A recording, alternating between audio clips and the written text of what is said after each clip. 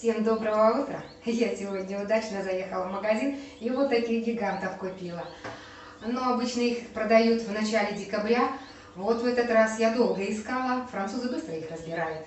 И вот сегодня мне удачно повезло, я купила вот таких два гиганта. Конечно, они очень колючие, придется работать в перчатках. Алоэ вера – одно из самых популярных растений.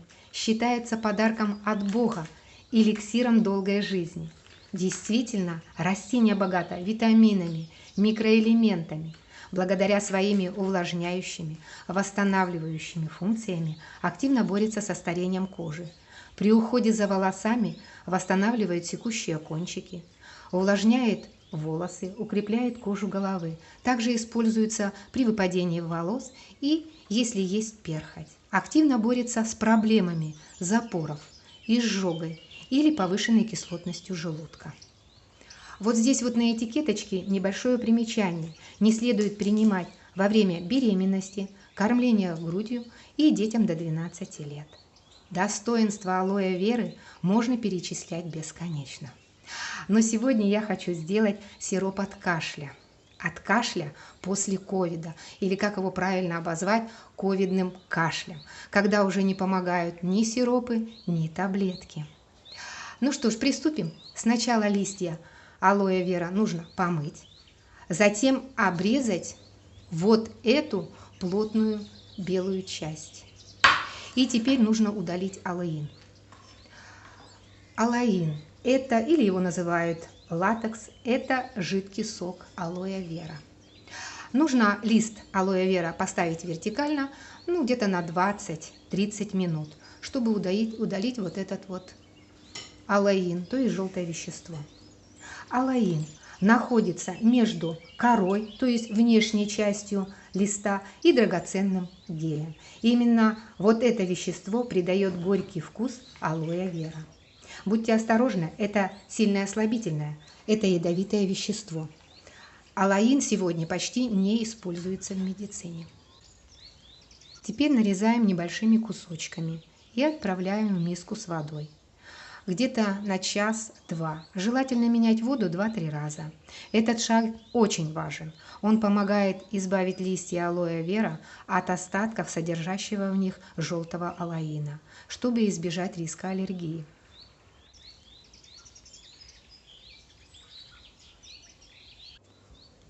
Два часа прошло. Вынимаем кусочки. Воду пришлось менять 2 раза, чтобы не осталось алоина. Удаляем колючие боковушки. И вот теперь видно, у нас нету вот этой желтой полоски сока алоэ вера, которая находилась между кожицей и гелью алоэ вера. Срезаем кожицу и освобождаем наш драгоценный гель. Шкурки не выбрасывайте, они нам еще пригодятся.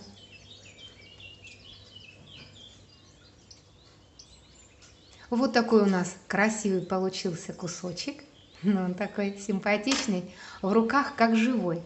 Теперь его можно измельчить блендером, а можно использовать небольшими кусочками и протирать руки и лицо.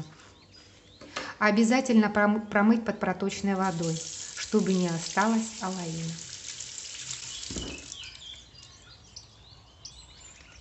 Затем отправляем всю мякоть из листьев алоэ вера в бокал для блендера, предварительно промыв под проточной водой. Таким образом, смывая остатки алоина, который мог еще остаться, для того, чтобы гель не горчило. Очень хорошо взбиваем до получения однородного пенистого состояния. Какое-то время на поверхности будет небольшой слой пены, но со временем он пропадет.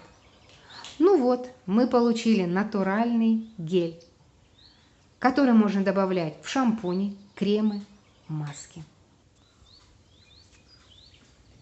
Гель нужно процедить. Его можно процедить через марлечку или через ситечко. Вот такая кашица у нас останется. Эту кашицу можно использовать в косметических целях, применяя для борьбы с черными точками. Наносим небольшое количество кашицы на проблемные участки, оставляем на несколько минут, где-то на минуты 2-3. Затем нужно помассировать и смыть теплой водичкой или настоем трав.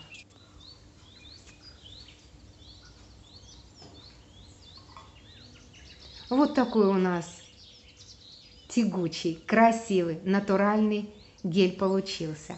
Так как гель хранится в холодильнике не больше недели, то можно его заморозить в формочке для льда. В замороженном виде гель не теряет свои полезные свойства.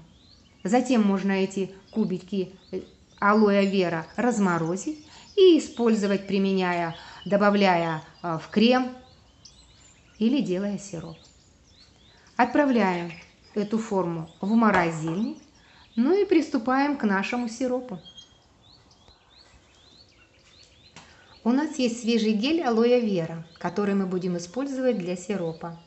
Если есть аллергия на лук или чеснок, алоэ лучше не использовать. Следующий ингредиент – вино. Вино лучше всего сухое. Алкоголь должен быть минимальным. Нежелательно в сироп использовать сладкие вина. Вино нам нужно ароматизировать. Мы добавляем 10 штучек гвоздики. Гвоздика эффектно борется с бактериями и вирусами. И 10 горошин черного перца. Черный перец богат натуральными антибиотиками и антимикробными веществами. Все это мы отправляем в наше вино. А теперь нам понадобятся сушеные апельсины. Сушеные апельсины содержат большое количество витамин и эфирных масел. Вот это нам и нужно – натуральное эфирное масло. В вино нежелательно добавлять свежие апельсины, так как сок апельсина разбавляет вино и таким образом снижает лечебные свойства. Я же использую порошок, именно апельсиновый порошок из высушенных корочек апельсина. В нем содержится больше полезных веществ, чем в мякоти, ну и он также богат эфирными маслами. Высушенные корки апельсина можно считать антибиотиками растительного происхождения. Добавляем 2 столовые ложки к нашему вину. Да еще апельсиновый порошок немного дает горечь. Ну вот, мы добавили все ингредиенты. Теперь эти все ингредиенты соединяем и оставляем наше вино на 10 дней. Берем гель алоэ вера. Вот в этом графинчике вино точно такое же, как только что мы приготовили. Оно простояло 10 дней, ароматизировалось. Нужно его процедить и можно использовать. Следующий ингредиент – мед. Готовить будем 1 порцию. Вот этой рюмочки как раз хватает. Нужно налить 1 столовую ложку геля алоэ вера. Очень проблематично измерить именно 1 столовую ложку. Он постоянно вытекает. Ну что ж, у нас получилось. Следующий – это 1/3 чайной ложки меда. Мед – это природный антибиотик, который губительно действует на многие виды бактерий, облегчает откашливание и укрепляет иммунную систему. Затем нужно добавить 2 столовые ложки вина. Вино предварительно нужно разогреть. Именно не доводить до кипения, а разогреть. И еще небольшая пометочка. Нельзя пить этот сироп из-за горячего вина тем, у кого повышенное давление, ну также беременным. И нельзя очень горячее вино добавлять в мед и алоэ, так как мед может потерять свои лечебные свойства. Хорошо размешать, и у нас порция готова. Нужно принимать 3 раза в день. И еще один рецепт можно сделать из геля алоэ вера. Это раствор для полоскания горла при ангине, першении в горле, боль в горле. Берем 1 столовую ложку геля и разбавляем соком лимона. Таким образом, намного легче будет полоскать горло, так как чистый гель при полоскании пенится. Разрезаем лимон. Достаточно несколько капель. Полоскать горло нужно не менее 3 раз в день, желательно после еды. Алоэ вера также обладает антивозрастными свойствами. Это, наверное, самое главное. Гель способствует заметному улучшению кожи, кожа становится более упругой, а тонкие линии и морщины уменьшаются. Наливаем гель в бутылочку для того, чтобы было удобно пользоваться. Можно добавить несколько капель эфирных масел и аккуратно наносим на кожу руки или лица. Гель достаточно быстро впитывается, но при этом создает на коже невидимый барьер, который отлично защищает нашу кожу в течение дня.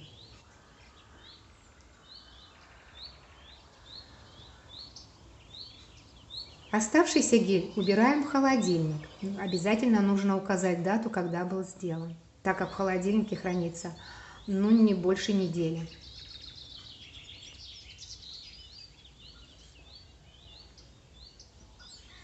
Не забудем и про шкурки алоэ, которые дожидались своей очереди.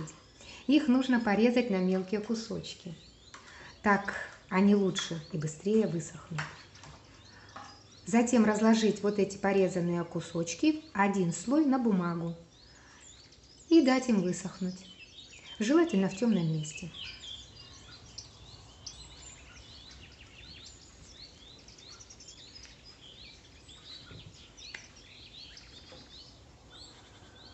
Ну вот они у нас хорошо высохли. Ой, отлично, вообще красота. Теперь нам нужно их размельчить, перемолоть.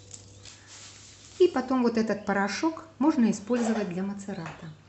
Все уже знают, что мацерат – это настой масла на травах или на цветках. Для приготовления мацерата нам необходимо вот это сухое растительное сырье и масло. Мацерат использовать можно для приготовления натуральной косметики. Надеюсь, вы оценили преимущества этого растения. Навряд ли найдется какое-то другое, которое могло бы сравниться с алоэ вера в популярности и эффективности. Это настоящая сокровищница полезных свойств, своего рода растения, которое, наконец, решает все наши проблемы.